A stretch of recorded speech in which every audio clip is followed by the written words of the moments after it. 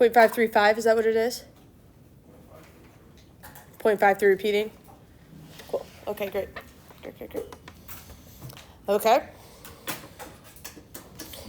What is the probability that a randomly selected student who listened to jazz completed the assignment?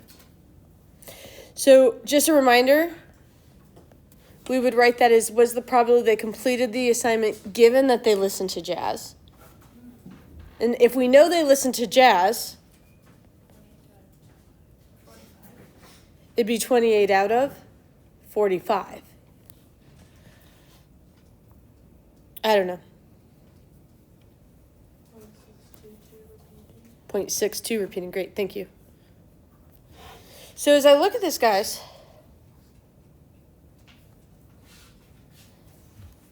does this look like jazz helped people complete the assignment?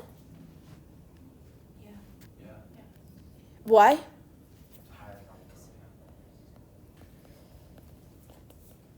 The jazz group is more likely to complete.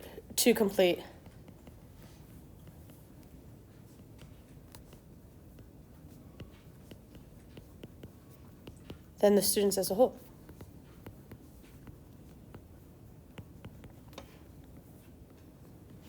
And in, I think this would have been in Unit 4 that we talked about this. It was either Unit 4 or Unit 5, but I'm pretty sure it was Unit 4. We would say that the two variables are dependent on each other. So here's my question. What if I took a different sample? Am I going to get the same table? If I took a different group of kids, randomly assigned them into the groups, am I going to get a different table? And is it possible on that next table that the jazz group isn't higher? Is it possible? Yes. For sure. Okay.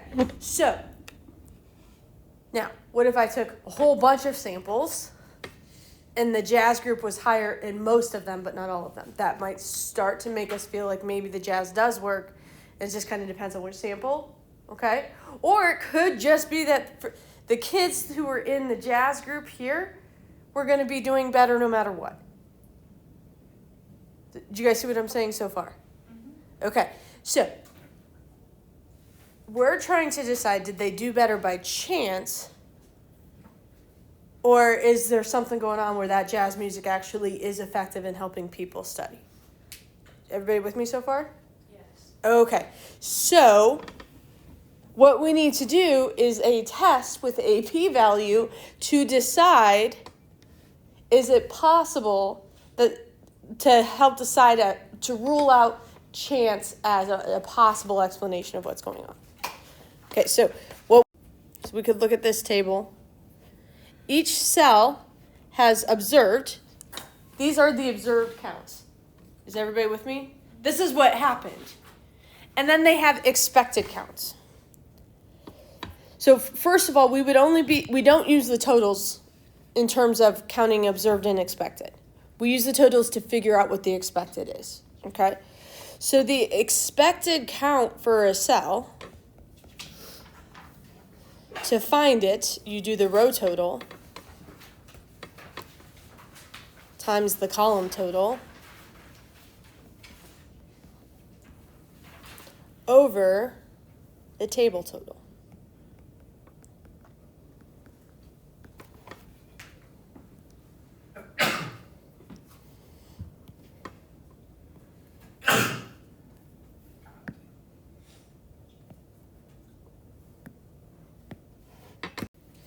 So, what I'd like us to do is let's look at just the jazz and completed box.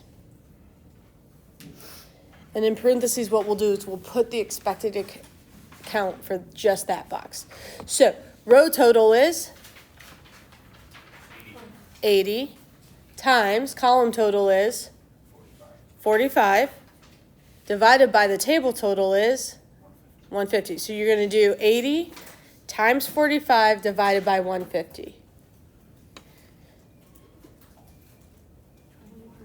24 even?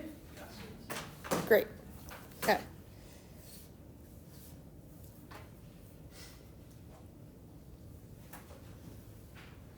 And then if I wanted to do the next one, what would I do? 70 times 45 divided by 150. Now, some things I want to point out. You guys, what is the sum of these two things? 45. And we can see, like, in order for this to be 4 lower than this would need to be 5 higher, right? So this ensures that the total counts will still be the same. It just would make it so that the proportion for each column would match. Okay? All right, so now can we, if you're on this side of the room, can you guys do the classical music ones? And can you guys do the no music ones?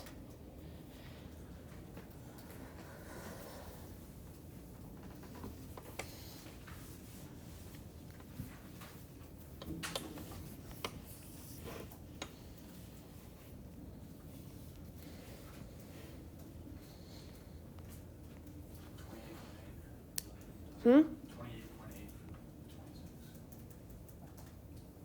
28.8 for the classical. Yeah. 28.8. So this one's probably 25.2.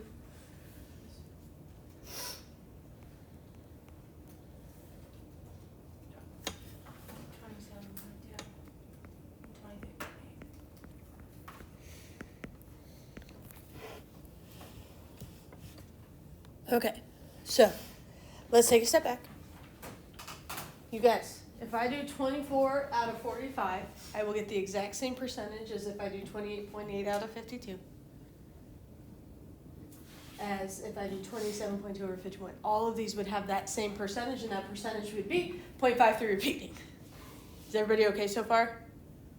Okay, so the blue numbers, those expected counts, are what would happen if there's absolutely zero relationship here. So, how do our observed counts compare to our expected counts? Are they close? Somewhat? So, certainly, these seem to be close, and these ones are like, these ones are the distance where I'm like, how close does it need to be for us to just be like, yeah, no, there's no relationship? Like, I don't know. So what we do is we calculate this value for chi-squared, okay? And as we calculate this value for chi-squared, we say, could this chi-squared value happen by chance alone? Okay? So here's what I'm going to do.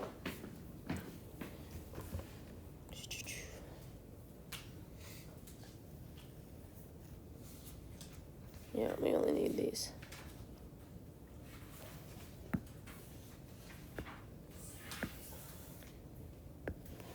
What we're going to learn about today is a new test statistic. So far, our test statistics include Z and T. We are going to talk about a new one called chi-squared. Chi being the fancy Greek x squared. Are any of you in AP Bio? Fantastic. Okay. Because AP Bio does this, and it looks a little bit different in AP Bio. Okay. All right. Chi-squared has a degrees of freedom. It is the rows minus 1 times columns minus 1. We'll talk about that as we get going here.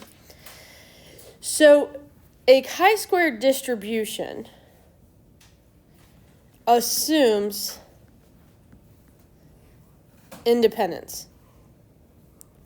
So if the two variables I have are independent of each other, that is no relationship. That in the previous context, that would mean you should have about the same for all the different types of music. Okay?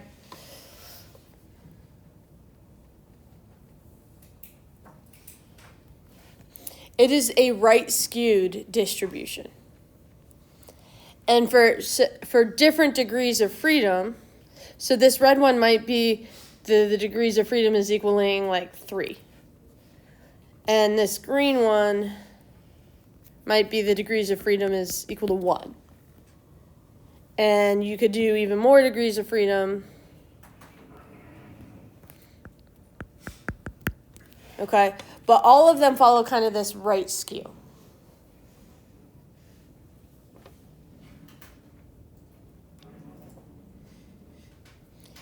So what we do to calculate this value for chi-squared is for each cell in the table,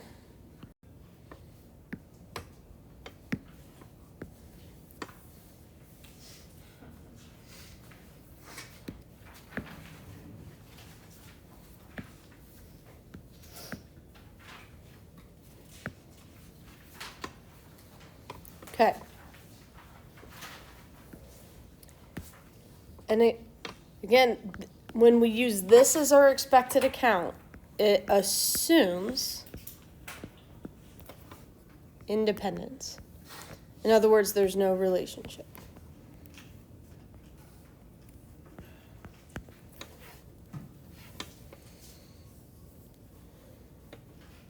Okay.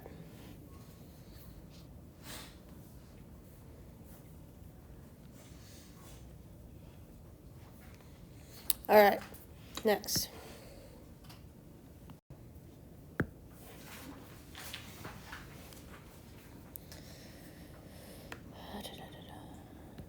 Okay. All right. So how do I do this? Okay. So are you with me that we have 6 cells here? Yes. All right.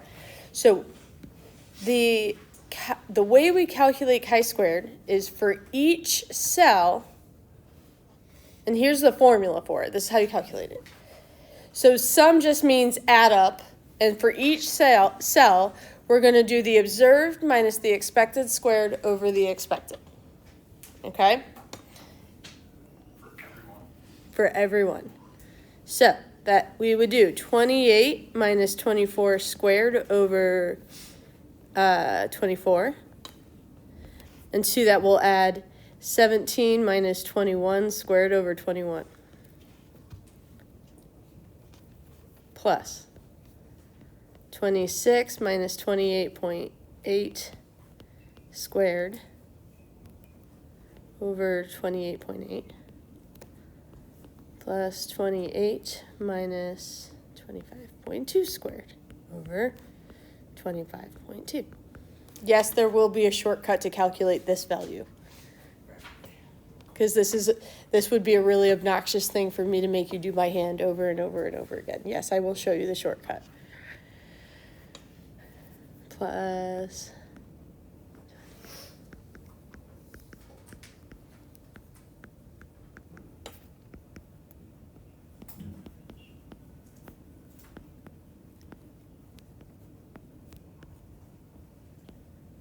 now,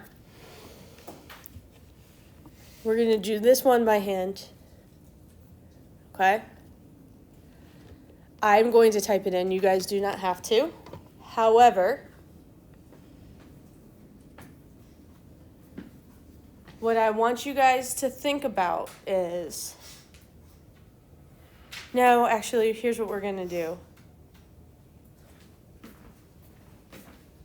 First 2. Second 2. Third 2. Because I do want you guys to see the individual values here. Everybody good? Mm-hmm. But certainly I don't want everybody doing all of these.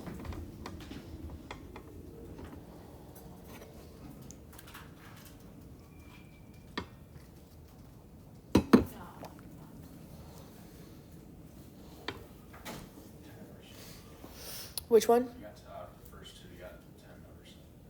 10 over 7? Yeah. Did you do both of them? Yeah. Does anybody have them individually? I kind of wanted them individually. Can you do them individually, please? Oh. Yeah, I got it. So.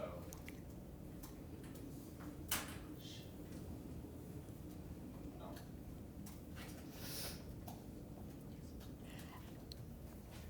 I'm a little shocked you got 10 over 7. So 1.3. 2 over 3. 2 over 3 for the first. So 0.66. Plus. For the second to last one, Okay. 0.053. And it was the last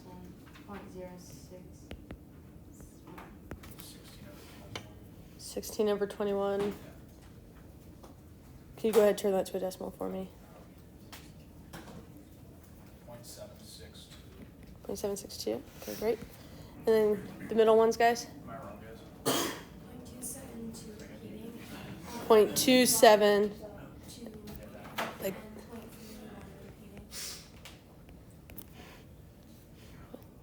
give or take. Got it. Great. Thank you. Okay. You guys, which numbers are the biggest? Why are the first ones the biggest? Because their differences are bigger. Because the difference on top is bigger. Okay, so the further my observed counts are from what I would expect, the larger chi-squared will be. Is everybody with me? Chi-squared increases if expected and observed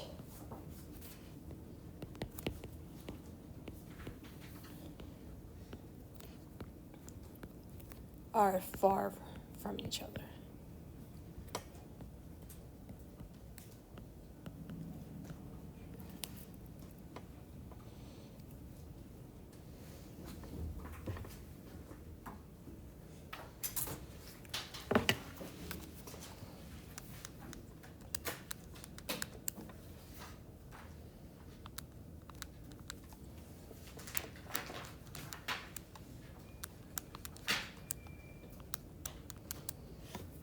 So guys, as I look at this one, I'm getting my chi-squared to be 2.119, or I'm going to call it 2.12 because I rounded kind of goofy all the way through.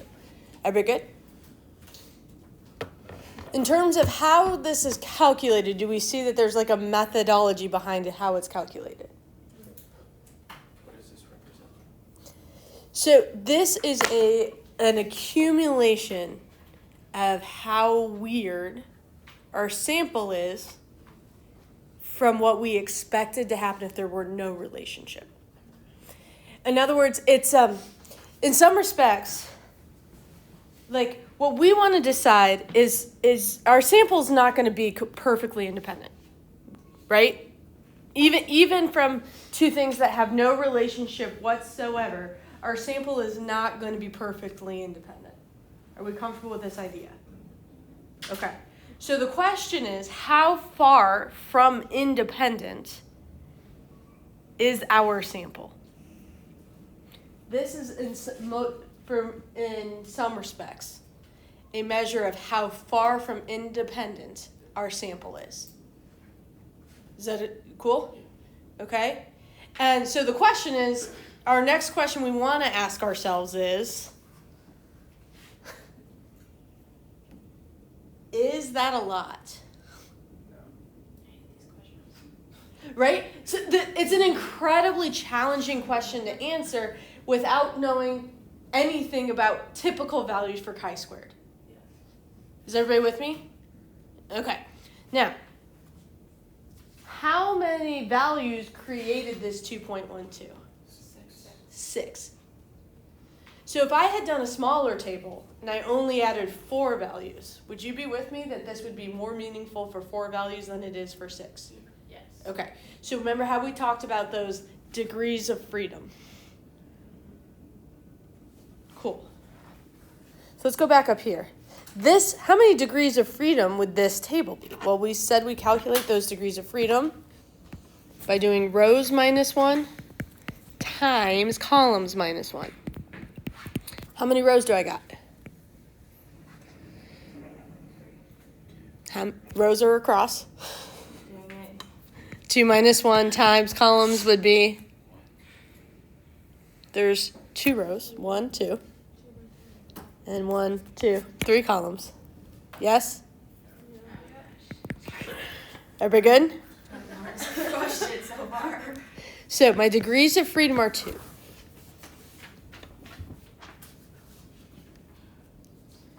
Are we feeling okay? Does it really matter as long as you do one of the things minus 1 and the other minus 1? No. And calculator shortcut does all of this for you. It's important for me that you understand that we care about how many values end up getting added together.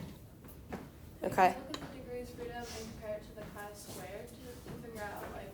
Okay, so I didn't draw this one, so let's see. The chi-squared for degrees of freedom being 2 would be somewhere kind of in between the 1 and the 3, yes?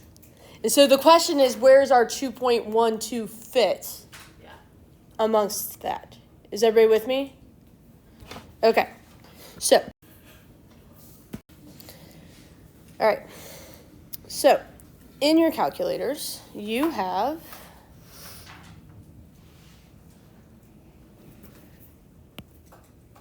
if you go in that distributions menu, I want you, do you guys see? Is everybody with me? You are going to choose chi-squared CDF because you want to do a total area. And so what the picture would look like is we sketch about what 2 degrees of freedom would look like. So skewed right. Okay. We're going to label our degrees of freedom as 2. I'm going to plot a 2.12 and I'm going to shade it to the right. And the reason I shade to the right is which values are more extreme? To the right. Because chi-squared, the crazier your sample is, the bigger that chi-squared would be. Everybody with me? Now, I'm going to choose that chi-squared CDF. My lower boundary is going to be 2.12. My upper boundary is going to be a gajillion. My degrees of freedom is going to be 2.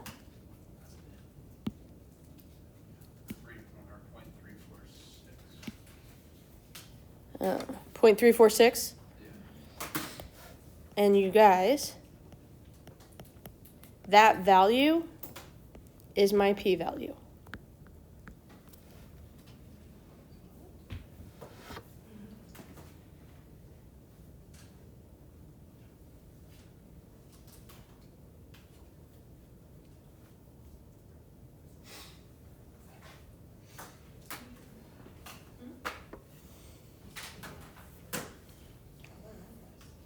How are we feeling so far, okay? All right, let's jump.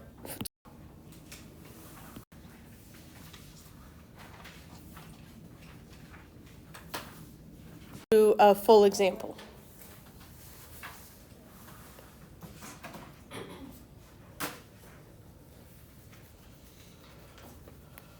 I suggest ones.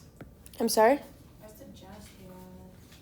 Because we're going to write out the full, write out our hypotheses. And I'm going to show you the calculator shortcut versus what.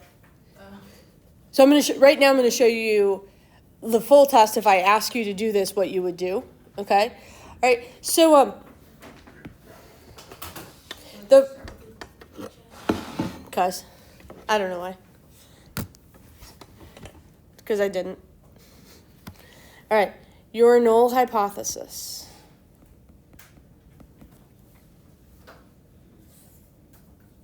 would be, I'm going to call it drug status, whether it's probably drug use status and test result are independent. Your null hypothesis will always be that they're independent from each other. Your alternative is they are dependent. I am comfortable with as long as one of your hypotheses is in clear context. Now, you guys, as we look at this, do we think that there is going to be a relationship between whether or not you use drugs and whether or not you test positive for drugs? Yes. And as you look at this table, is that what the table is saying? Yes. And what about this table is telling you that? Massive difference in numbers. The lopsidedness is the drug users testing positive and non-drug users testing negative, yeah? Okay? Okay, great. Now,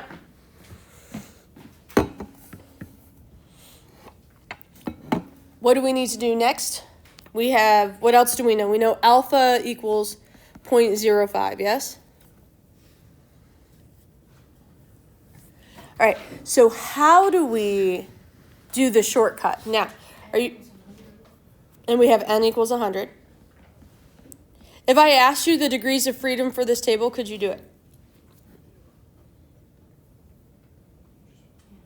What is it? Yeah, it would be, 2 minus 1 times 2 minus 1. Great. Okay.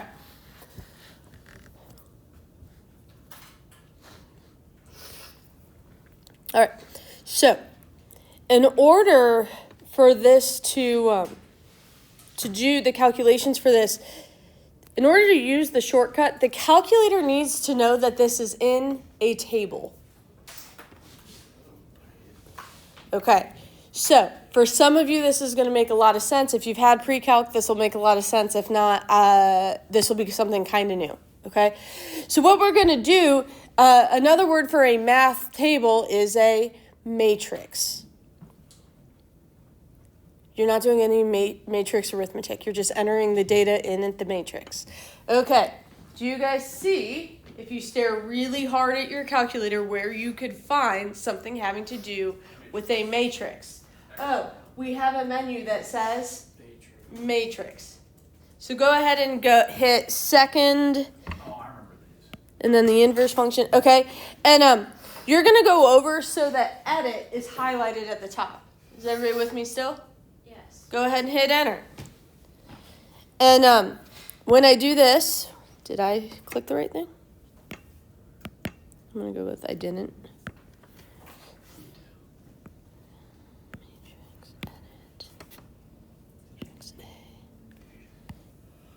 So you should be able to, if you don't have anything, type in 2 by 2 on the top.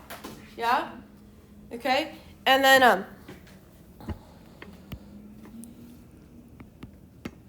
so you just want to make sure everything is filled into its same relative position. Everybody good? Yes. Okay, lovely. Go ahead and hit stat. And where have we found all the shortcuts for all of these things? We go over to tests. You see that you technically have two of them. You're going to pick option C that says chi-squared test. It asks, where did I put my observed counts? Now this is the best part. You ready? It's also asking, where would you like me to store the expected counts I just calculated?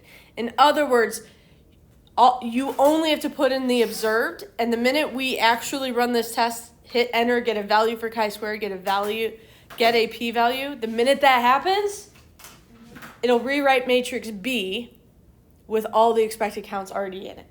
So you don't have to calculate them. You'll be able to see them after the fact. Is everybody with me? Okay. So let's go ahead and go down to calculate. All right. So our important information is we've got chi-squared was equal to some really big number. Is anybody shocked that chi-squared is a really big number? No. You shouldn't be. This is a very lopsided table.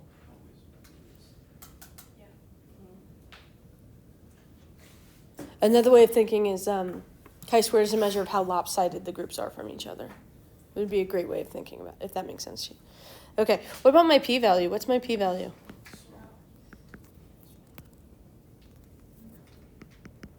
Can I write that my p-value is 1.17? No, because p-value is a probability we could get that sample. If you guys called this 0, I would be fine.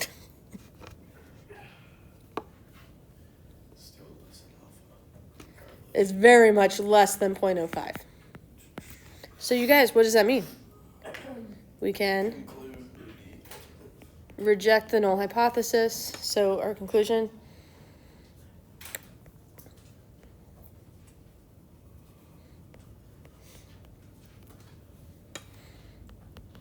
And I'm very comfortable with saying the drug test results is dependent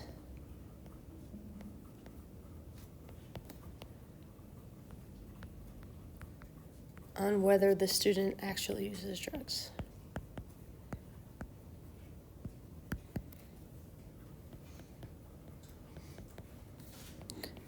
Which is,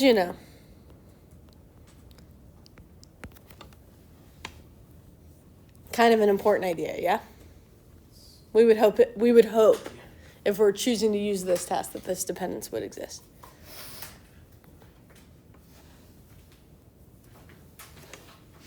What do you want from me? I'm short. It's been that way for 2 days. Yeah. Okay. You guys, write the hypothesis for this one.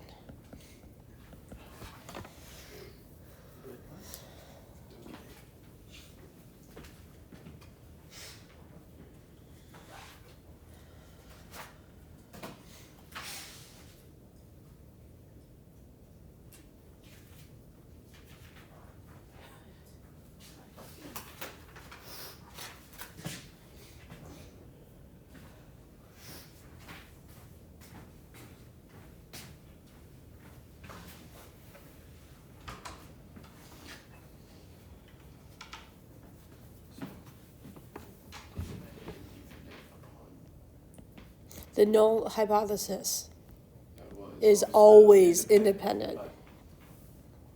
I keep confusing them with like independent outcomes regardless of. So I said the music types first. That's it. That would be fine. Okay. And like independent of.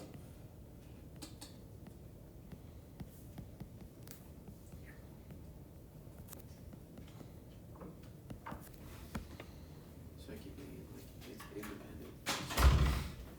They have different things, like different music types and the outcomes, but then it's I always think like that or it could be the results are dependent upon the musical choice.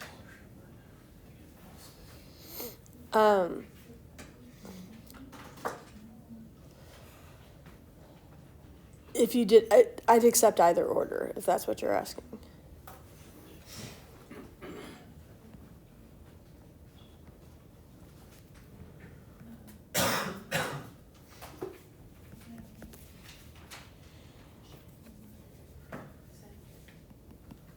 We'll use alpha equals 0.05.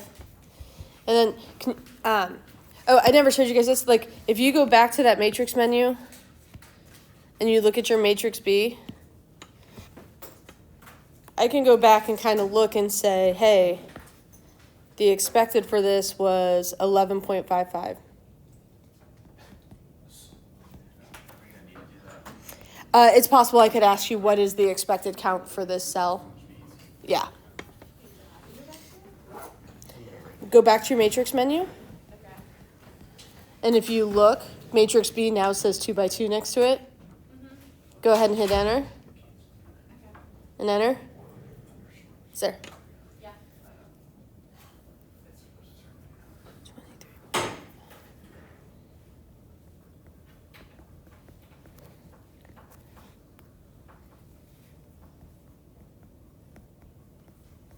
Okay, so now let's go. I'm going to go ahead and put the music numbers in. So, you guys, when I go to do that, you got to go over to edit. And let's say I typed in 3 by 2 by accident. It's just going to show me the table the wrong way. Then go back and re-edit it. Don't like flip out when that happens. Okay? So then we have 28, 26, 6.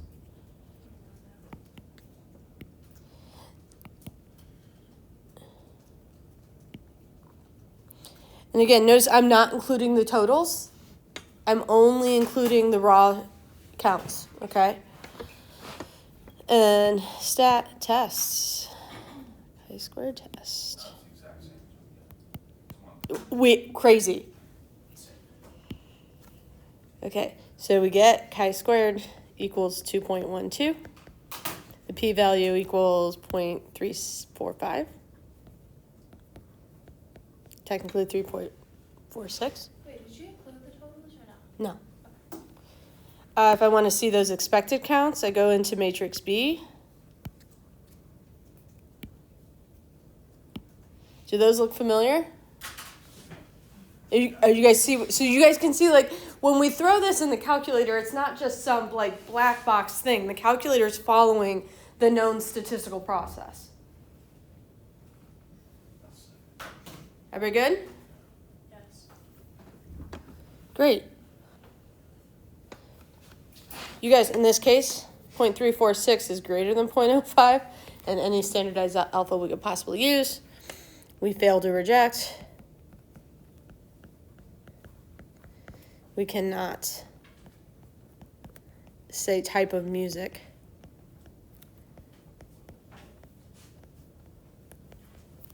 Depends on assignment completion. Though that this feels backwards. Yeah, because it's like. This feels backwards to write it this way. I think this part should be written the other way. So we cannot say that assignment completion depends on type of music. I think is a better way of wording that. I said that completion of an assignment and music are dependent. Is that the same? I think Okay, yeah, I like that better. yeah, because like in this particular case, these two variables, it would definitely be looking at one causing the change in the other, not the other way around. Yeah.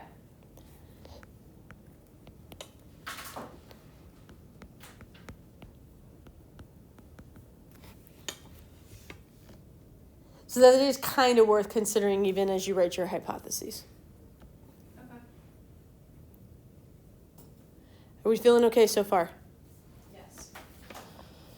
Let's take 5.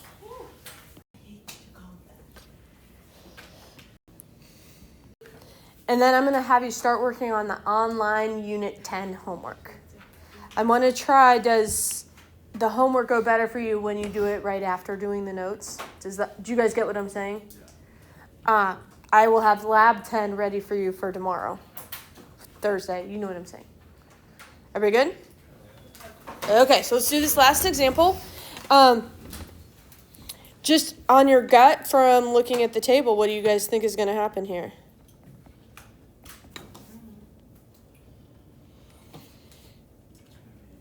So, by the way, this table, you guys, this is the sales at a certain store. And then the sales for each manager, okay?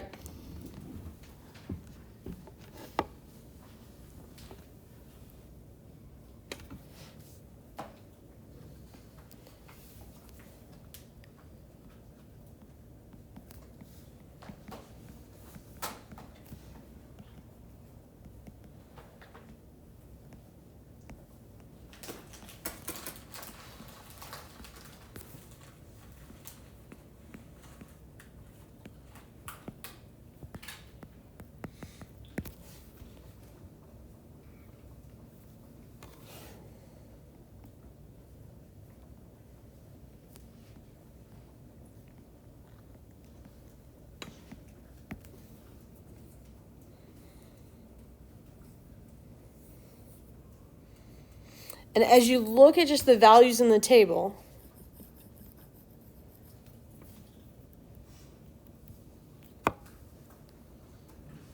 do you think we're going to get a high value, low value? What do you think? High because? Like relative to like the number, I think like 6 and 4 would technically be far apart. Far apart from, I thought there was just to be far apart from the expected. Oh, okay. which we haven't really calculated yet. And so what you want to ask yourself is, does this look lopsided? And there's something that jumps out at me. It's not so much the 20 as manager A. Like that middle column seems but manager A had a lot more of the high sales. Same with manager B than manager C. Like when you look at those comparisons. Do you guys see what I'm saying there? Yeah. Okay. So like, let's go ahead and, we're using alpha equals 0.05. Great. Let's go ahead and calculate this. How many degrees of freedom would be in this table, y'all? 2. 4. Oh, wait. 3 rows, 3 columns. Okay. So, go into that matrix menu, edit. Didn't hit edit.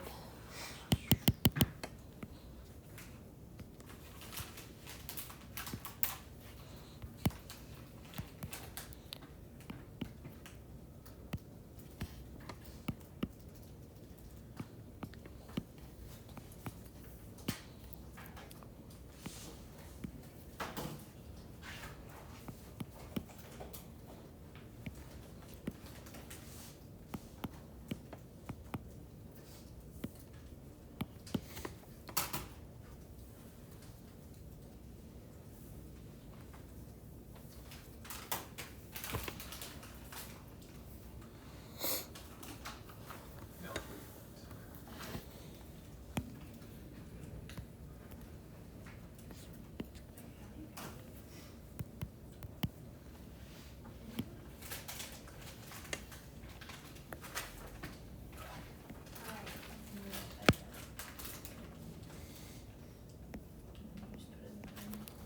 Oh, you have, yeah. And you just put the,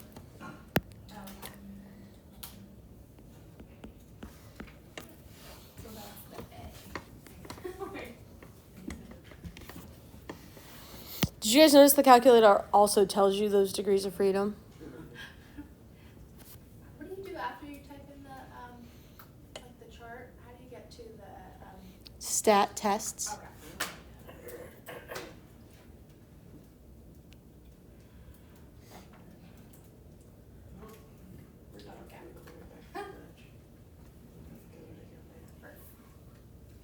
Thank you.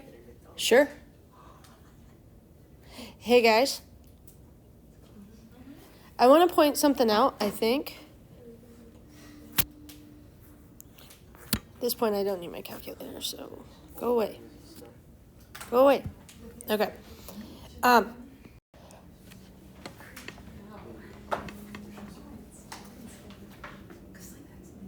This chi-squared value, if the degrees of freedom were 2, would be significant. Okay? The idea is why, because this is a little bit higher than the ones we've been dealing, well, the one was 41, so. But, like, I want to point out that connection between the degrees of freedom. There were 9 different values that were added together here to create this 5.67. Okay, and now the other thing we want to look at is, let's go ahead and look at those expected counts by looking at matrix B.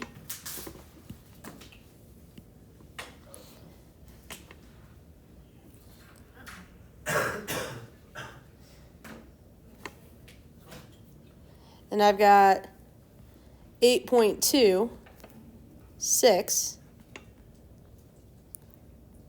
5.8, 18.9. So as you look at these, they don't end up being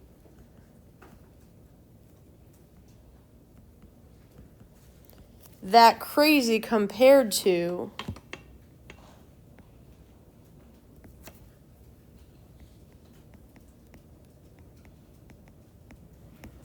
what's next to them. So in my head, it's like this number seemed big compared to the 6, right? Mm-hmm. But it's not that big compared to the 6. It just feels that way. Did you guys see what I'm saying here? And so this comes back to, there are things that human beings are very good at. Making sense of a table of numbers without some of these other calculations is not one of them. Do you guys catch my drift here? Yes. Now, there's something else I want to bring up that it's not like, you won't be tested on it, but I want to encourage some critical thinking skills here. if, let's say we would have gotten a really low p-value, would you guys be comfortable with saying that manager C is the worst?